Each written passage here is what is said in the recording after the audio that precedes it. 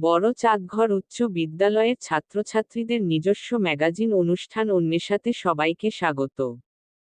আজ অন্বেষার ৪৩তম পর্ব। আজকের পর্বের বিষয় পশ্চিমবঙ্গ দিবস। দীর্ঘদিন যাবৎ পশ্চিমবঙ্গে রাজ্য দিবস পালনের কোনো নির্দিষ্ট সরকারি তারিখ ছিল না। বিগত রাজ্য সরকার ২০২৪ সাল থেকে পয়লা বৈশাখ পশ্চিমবঙ্গ দিবস পালন করতেন। যদিও পয়লা বৈশাখের সঙ্গে পশ্চিমবঙ্গ রাজ্য গঠনের কোনো সম্পর্ক ছিল না। পয়লা বৈশাখ নয়, এবার থেকে ২০শে জুন পালিত হবে পশ্চিমবঙ্গ দিবস। সম্প্রতি পশ্চিমবঙ্গ রাজ্য সরকার ২০শে জুন তারিখটি পশ্চিমবঙ্গ দিবস বা রাজ্য প্রতিষ্ঠা দিবস হিসেবে পালন করার সিদ্ধান্ত গ্রহণ করেছেন। ১৯৪৭ সালে দেশভাগের প্রেক্ষাপটে ভারতের স্বাধীনতার প্রাক্কালে বাংলা বিভাজনের যে ঐতিহাসিক সিদ্ধান্ত গৃহীত হয়েছিল, সেই স্মৃতির সাথে এই দিনটি অঙ্গাঙ্গিভাবে জড়িত।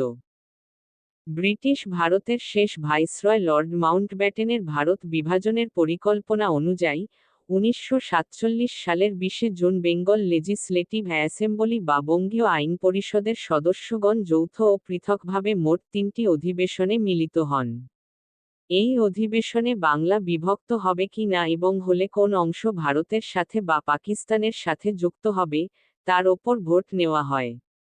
বঙ্গীয় আইন পরিষদের হিন্দু প্রধান পশ্চিমাঞ্চলের অর্থাৎ পশ্চিমবঙ্গের বিধায়করা অবিভক্ত পাকিস্তানের অন্তর্ভুক্তির বিরুদ্ধে এবং বাংলার বিভাজন ও পশ্চিমবঙ্গকে ভারতীয় ইউনিয়নের অংশ করার পক্ষে ভোট দেন।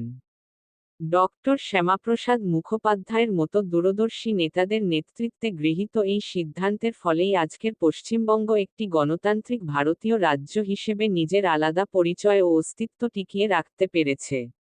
এই দিনটির স্মরণে এবং বাঙালি সংস্কৃতির ও আত্মপরিচয়ের প্রতীক হিসেবে পশ্চিমবঙ্গ সরকার ২০শে জুন তারিখটিকে আনুষ্ঠানিকভাবে পশ্চিমবঙ্গ দিবস হিসেবে পালন করার সিদ্ধান্ত গ্রহণ করেছেন।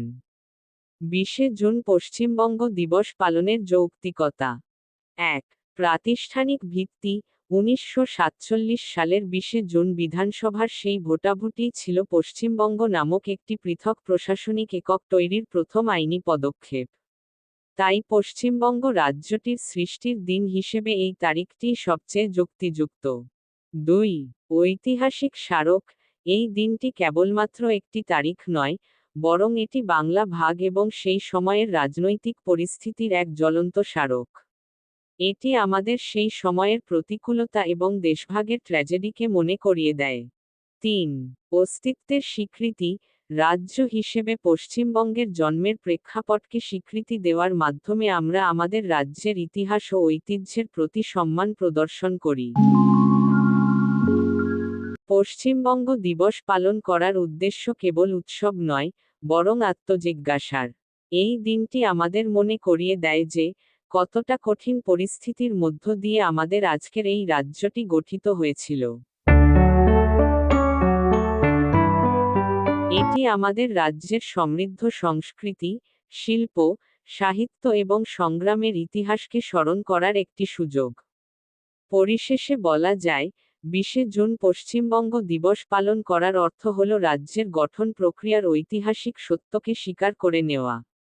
বিভাজনের ক্ষত এবং নতুন রাজ্যের জন্মের আনন্দ, এই দুইয়ের সমন্বয়েই পশ্চিমবঙ্গ তার নিজস্ব পরিচয় এগিয়ে চলবে।